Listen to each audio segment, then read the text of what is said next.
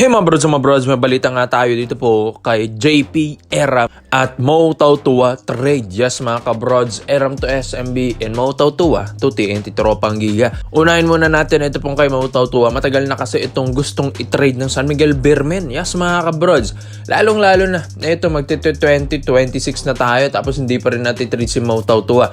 Ang dami na nating reports and rumors maski si Mr. Snowbadwa na talagang si Mo Tautua pasok na sa trading blocks ng San Miguel Beermen. Yes mga kabrods, ito po kasing SMB parang hindi na rin nagugustuhan yung performance ni Mo Tautua. Hindi na nga ito yung dating Mo Tautua na talagang kayang mag-provide ng maraming numbers, points, stats mga kabrods. Ito pong si Mo. Ito nga kasi medyo inconsistent na nga daw. Ito pong si Tautua. Siguro nga sa TNT dito mas kailangan siya kasi syempre dito naman din siya galing, 'di ba? Sa TNT Tropang Giga mga kabrods. Yes, diyan siya galing bago ito na-absorb at nakuha ng SMB. Dahil mga kabrods, ito talaga TNT talagang nagpalakas sa kanya. Dito siya nakilala. And yun, gustong kunin ulit ito ng TNT Tropang Giga dahil mga kabrods, malay natin, mas bagay at mas fit nga talaga siya sa sistema ni Coach Chota Reyes. Kaysa dito, na ito, role player lang siya ng SMB dahil syempre, Junmar Fajardo ba naman, ang kapalitan mo, syempre, talagang bababang minuto mo dyan. Well, alam din naman natin si Mo Tautua, malaking tulong rin naman sa SMB, pero pag yun, kung si Eram naman ang makukuha mo, di ba, why not? Ito kasing si Mo Tautua mga kabrods, okay na, sapat na. Ang dami ng magagaling na bigs dito sa SMB, tapos may kukunin pa nga daw silang rookie na big man ngayong 2026 kung sakaling magkaroon ng draft. Kaya nga mga kabrods, ito, alam din naman natin magpe-playoffs na tayo. Ang SMB at TNT, ito, hinahabol na nila. Ito pong trade deadline na ito. Well mga kabrods, magandang trade ito para sa kanila. Syempre, parang win-win situation sa both na koponan.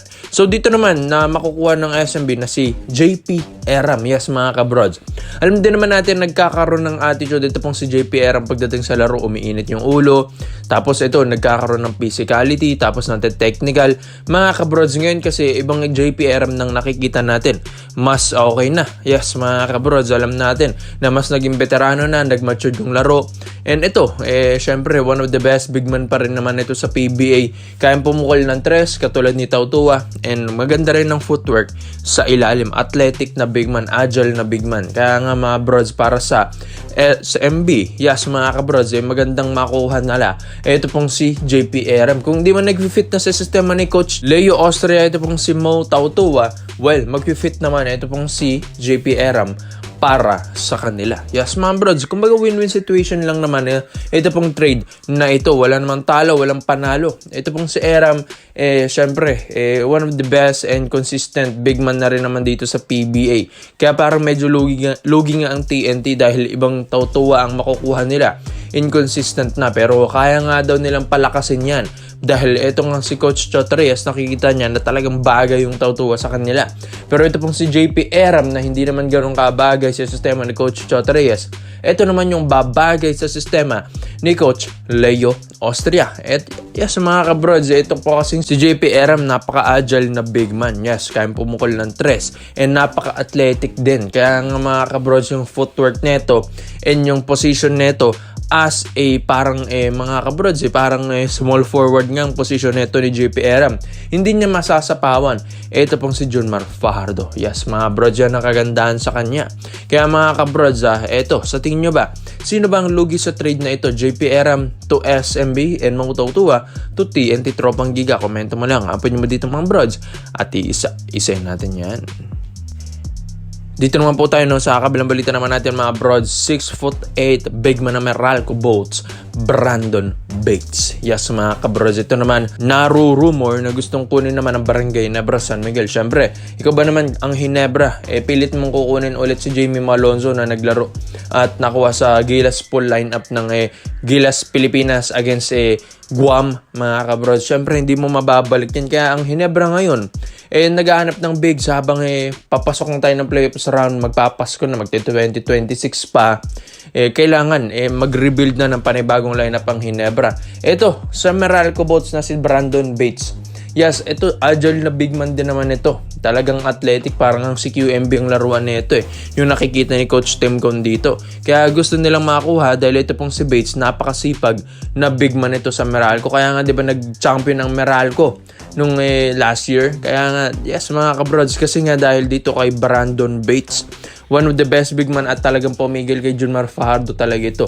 Ito, gusto nga kunin ni Coach Tim Cone dahil gusto niyang ma-improve ang playing style nito ni Brandon Bates. Yes, batang player pa, ay may improve pa.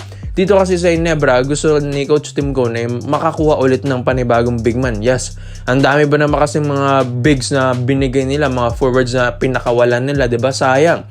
Tapos walang balik sa kanila. Ito, nagkanda malas-malas ng Ginebra, nahihirapan at struggling ngayon sa pagpasok ng playoffs round. Pero kung makuha naman nila ito pong si Brandon Bates. Yes, mga kabrods, maganda naman ang performance na ito ngayon and nagiging veterano na rin ng laro. Dito naman sa Meralco Boats, yes, alam natin sa Meralco ito. Siyempre, pag-iisipan din ng Ginebra sino naman ang bibitawan nila. Dahil syempre, ito pong Meralco Boats, di naman ito farm team. Kaya kailangan nilang maghanda ng magandang offer dito po sa Meralco Boats para nga makuha nila ito pong si Brandon Bates. Yes mga kabrods, alam ko worth it ito para sa Barangay Nebre. Yes mga kabrods, na makuha si Brandon Bates. Yes, dahil alam din naman natin, ito pong Barangay Nebre San Miguel, once kasi na mabigyan mo ito ng maayos na big man, yun na lang din kasi yung kanilang kulang. Yes, pag nakuha nala, ito pong si Brandon Bates, yes, mapupunan niya yung mga bigs na nawala sa Barangay Ginebra San Miguel. Magiging maganda yung flow ng lineup, magkakaroon, yes, syempre, maganda ng mga point guards mo dyan. May mga scorers ka na dyan mga kabrods. Kulang na lang talaga sa big man dahil si Japet Aguilar, nagretiro na nga sa Gilas, maski sa PBA, parang nagbabalak na rin mga kabrods. Kaya kailangan may katulong na ito pong si Japet sa ilalim, di lang katulad ni na Troy Rosario ang katulong sa ilalim. Kailangan meron ka rin legit big man. Norbert Torres, ganun din medyo hirap na rin Kaya kailangan mo, ito pong si Brandon Bates, bata, talagang hungry pa sa laro. Yes mga kabrods, talagang tutok pa ito sa laro mga kabrods.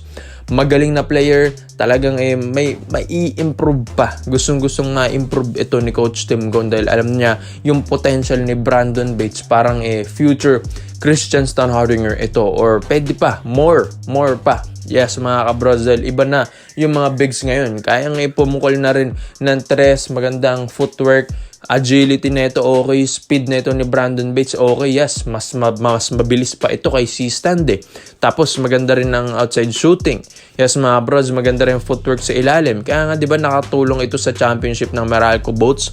Tapos maganda rin ang rebounding skills. Yes mga bros, maganda rin ang depensa. Yes, lalong-lalo na yung depensa ni Brandon Bates. Kaya nga ito, napigilan niya si Junmar Fajardo. Well mga kabros, sa tingin nyo ba? Sa lahat po ng mga Barangay Ginebra fans, sa tingin nyo, dapat bang i-push ito ng Ginebra bago ma-playoffs round na makuha si Brandon Bates? At sino naman ang i-offer ng Barangay Ginebra San Miguel? Kaya komento mo lang po nyo dito mga bros. Isa-isa natin yan. Salamat po sa panonood mga bros. This is Kings Basketball Trade Hoops. Yun lang. I'm out.